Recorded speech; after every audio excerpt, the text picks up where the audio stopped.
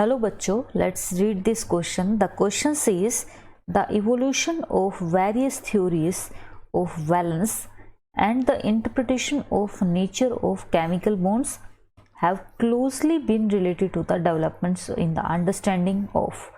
So basically आपसे ये पूछ रहा है कि जो डिफरेंट टाइप की थ्योरीज है आपकी वैलेंस सेल की, that is your VBT we can say, that is valence bond theory and all, जो भी आपका नेचर ऑफ केमिकल बॉन्ड है, वो इन चीज़ों की मतलब किस किस की अंडरस्टैंडिंग के साथ इस चीज़ को समझा जा सकता है. तो बेसिकली ऑल आर इम्पोर्टेंट. सबसे पहला आपका है structure of atom, electronic configuration of elements, periodic table, all of the above. Obviously your answer will be your all of the above. How it can be? We can understand this concept is by using the key concept for this question is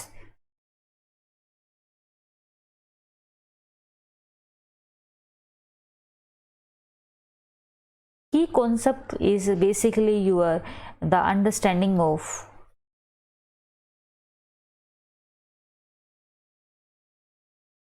your we can say chemical bonding,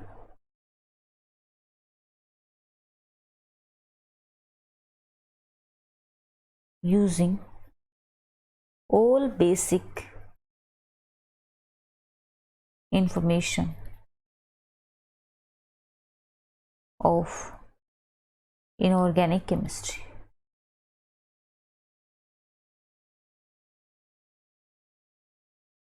So in this question आपको क्या करना है?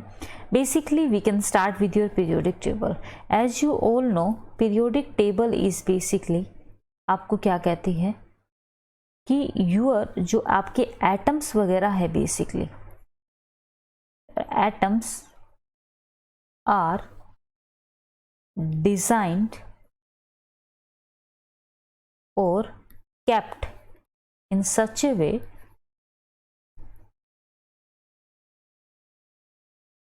so that they are following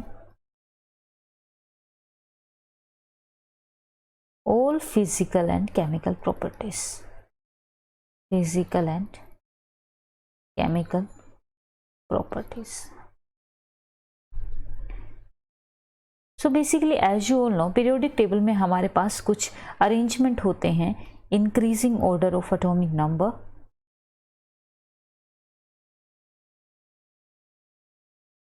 order of atomic number. So basically आपका क्या है, जैसे atomic number की बात करते हैं हम, राइट. तो एटॉमिक नंबर से बेसिकली हम क्या जज कर सकते हैं, उस एक किसी भी इलेक्ट्रॉनिक कॉन्फ़िगरेशन को, right. Let us example, for example we are having your nitrogen also, nitrogen, right. So nitrogen have your symbol is N and for atomic number is 7. Atomic number is 7. So electronic configuration for this is electronic configuration. Electronic configuration की अगर हम बात करते हैं तो आपको पता है कि इलेक्ट्रॉनिक कॉन्फ़िगरेशन इसकी क्या हो सकती है, 1s2, 2s2, 2p3, right.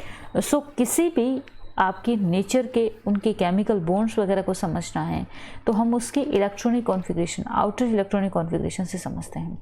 Electronic configuration लिखने के लिए आपको पीरियोडिक टेबल का जानना बहुत ज़्यादा ज़रूरी है. अब उस स्ट्रक्चर के एटम को भी कंसिडर किया जा सकता है, ठीक है. एटम के स्ट्रक्चर को कंसिडर करने के लिए for example we are having nitrogen.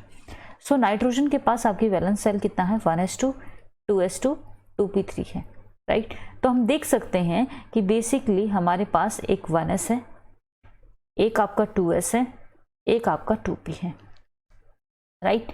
तो हम देखिए कि 1s में आपके पास कितने इलेक्ट्रॉन है, 2 इलेक्ट्रॉन है. 2s में आपके पास कितने इलेक्ट्रॉन है, 2 इलेक्ट्रॉन है. 2p में आपके पास कितने इलेक्ट्रॉन है, 3 इलेक्ट्रॉन्स हैं.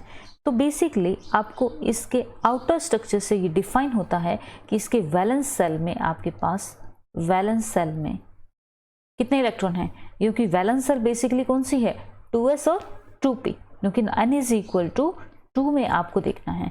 तो नंबर ऑफ वैलेंस इलेक्ट्रॉन जो है basically in n is equal to 2 is 5 electrons, right. तो आपकी सारी चीज़ें हम जज कर सकते हैं. ये आपका स्ट्रक्चर ऑफ एटम हो चुका है.